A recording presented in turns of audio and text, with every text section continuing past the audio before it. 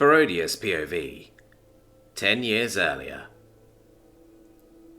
The duo had sat together for some time. It was almost enjoyable, if not for the previously heavy subject matter they had just discussed. Though, despite that, they found comfort in each other's company. After a good 10 minutes or so, Tori pulled away while taking a deep sigh, and gently wiping at her face, despite the tears having long since dried. "Thank you, Rhodey, for lending me your ear," she expressed with a small smile. "And I suppose I ought to thank you for lending me your cloak and shoulder while you were at it," she mused, as she gently pulled the cloak off, before holding it over to Ferodius. Ferodius smiled kindly in response, as he looked her over, even with her face all slightly puffy and messy after her tears. He couldn't help but find her beautiful, as his right ear flicked. He brought his hand up before pushing the cloak back to her. "Keep it. I think it suits you," he offered, as he smiled some more, feeling his heart flutter a bit, as he watched her pull the cloak to her chest, while catching the slightest blush on her cheeks as she averted her gaze. I see. Well, thank you, Rhodey," she said quietly, still not looking at him, as she pulled the cloak on and pulled the hood up. She glanced over at him from under the hood, a smile on her lips. "If you don't mind, I just need a little more time with my thoughts, if you'll excuse me," she said, as she moved to stand. Ferodius watched her for another moment before getting to his feet as well, standing with her, as his tail curled close behind him. Oh, of course, yeah, no problem," he replied with a smile, as he took a step back. Tori smiled back a little more, silently nodding as she made her way off through the village on her own. Now Ferodius was all alone, and after a talk like that, he didn't really feel the urge to try and take another nap, as he left the shade of the tree and went to find Regan. It didn't take long to track his friend down.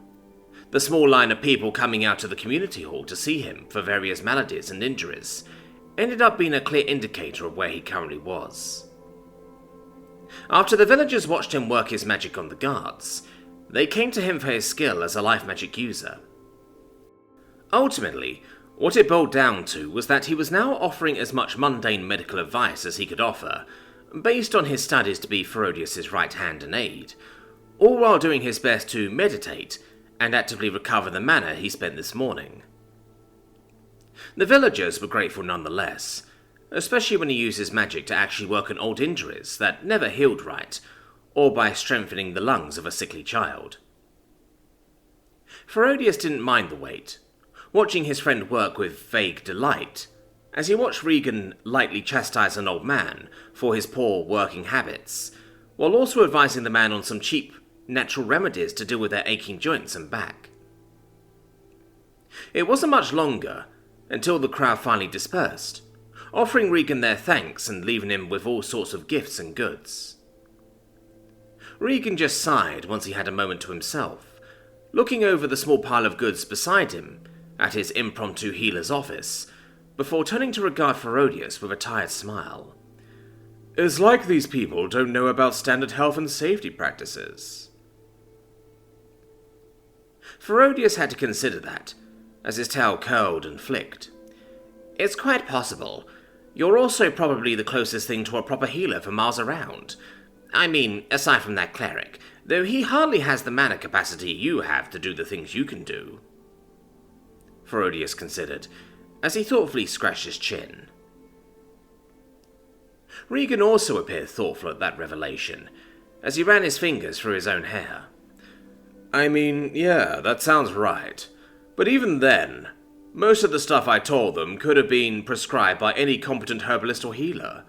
It was mainly mundane advice and treatments, though there were a few people who were sick or had conditions that actually required treatment," he explained, grabbing fruit from a nearby bowl and polishing the fruit skin on his robes, before biting into the soft flesh and chewing.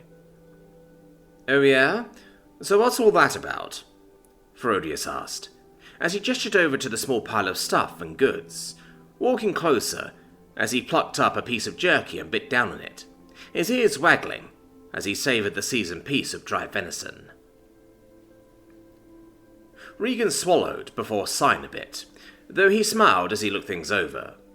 Mostly gifts, as they put it. After I made it clear that I wasn't going to take their money, they insisted on compensating me somehow. And after I denied them even that, they just unloaded this stuff on me under the idea of them being gifts, he explained, taking another bite as he shook his head before looking up at Ferodius from where he sat and swallowing again. These village folk are also needlessly pushy about the strangest of things, eh? Even though he spoke like that, Ferodius could tell that Regan appreciated being appreciated by the villagers, a smile clear in the half-elf's eyes despite the exhaustion. Well, you are something of a hero in these parts now, Ferodius mused, as he finished the piece of jerky he collected, almost going for another piece before deciding to hold off for now, as he looked into Regan's eyes. Everyone saw your display of might this morning, as well as the aftermath. You single-handedly prevented this village from being razed and looted by those bandits, Ferodius explained, painting a clear picture for his friend, and based on Regan's expression, it was obvious that he hadn't considered that point of view. Not only that, after you wiped out all the bandits, you turn around and bring a man back from the brink of death and mended a woman's ruined arm. It's no wonder these villagers are so pushy, Ferodius enthused, a smirk growing on his face as he watched Regan start to look rather bashful at the realization of his current image to the people around him. You should count yourself lucky they haven't started offering you their sons and daughters to get you to settle down here. Said sons and daughters who would probably be more than willing to be with you as well, he mused, laying it on a little thick at this point as he chuckled. Regan managed to go from being bashful to being annoyed at Ferodius, as he blew the situation out of proportion, though the ends of his ears were still red as he swallowed another bite of fruit. All right, that's enough out of you, he said, before shaking his head a bit. As if I have time for romance anyways, he mentioned, as he shot Ferodius a look. The same could be said for you, as we're both supposed to be busy with your trials.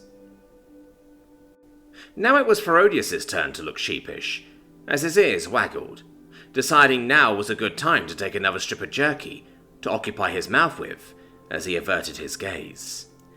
I have no idea what you're talking about, Ferodius deflected, before taking another bite of the dried meat. Uh-huh. So you weren't getting all intimate with Lady Historietta just now, sitting shoulder to shoulder and cuddling under the shade of a tree? He asked knowingly, leaning back in his seat as he stared down the nervous feline.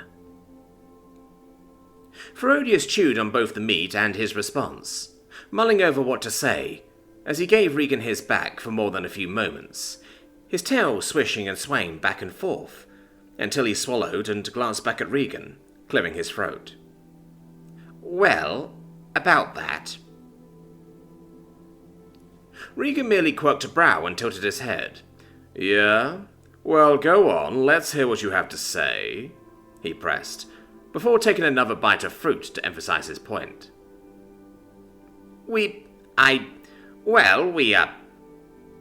He stammered a bit more, really not sure how to explain exactly what went down.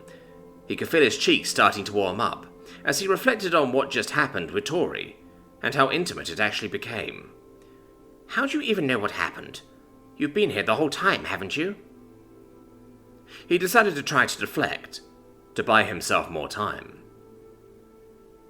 Regan rolled his eyes at his best friend, knowing exactly what he was doing, but entertaining the question as he leaned back against his chair.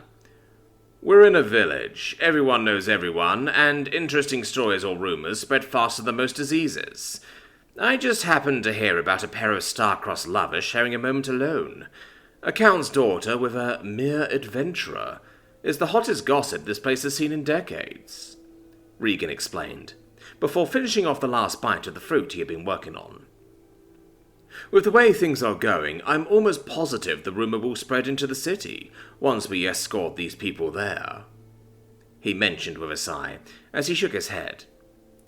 Who knows how this will affect the lady's reputation? especially since you can't just out and say who you are. All I know is that people outside of this village will be talking about you, and you will be the center of attention for a good little while, bringing you under scrutiny from any suitors who are interested in the lady, among other things." Ferodius shrugged a little at that. "We probably won't have much trouble with that. Tori said that she earned her independence from her father, and can do as she wished," he decided to say, though he immediately regretted that comment as Regan narrowed his gaze. "Tori? You're calling her Tori now? By the gods, man, here I thought I was just yanking your tail. You really were getting all close and intimate now," he asked, whisper shouting, as he stood and stepped closer to Ferodius. Glancing at the doorway to the community hall, making sure they were still alone, he then stared back up into Ferodius's eyes, looking clearly displeased by the development. Ferodius's ears went low, not exactly sure how to navigate the situation he found himself in. "That's not the only thing," he said, as he sheepishly scratched the back of his head. Regan sighed, hitting levels of true exhaustion, as his emotional endurance was starting to reach the same level as his mental stamina. He looked over at Ferodius, moving back to his chair and crossing his arms as he watched the prince try to produce more of an explanation as to their current circumstances. "What else happened?" he asked simply. After another moment, he spoke up, as he found the words he wanted to say. He started to say, clearing his throat before correcting himself for Regan. "Lady Historietta was the sole target for the original kidnapping and subsequent bandit raid, most likely the enemies of her father, attempting to use her against him. However, if she were to be taken and used for these things, she'd likely die or worse, as her father does not care about anything beyond what is useful or not. Even his own children fall in that spectrum," he explained with a sigh, his tail lashing with frustration at her circumstances. "She'll most likely be attacked again in the next 3 days, if not soon after that," he explained, doing his best to relay an effective summary of what he learned from Tori. To say Regan was not pleased was an understatement. The poor half-elf sighed as he massaged his brow, doing his best to unravel his nerves in the midst of both mana exhaustion and mental stress.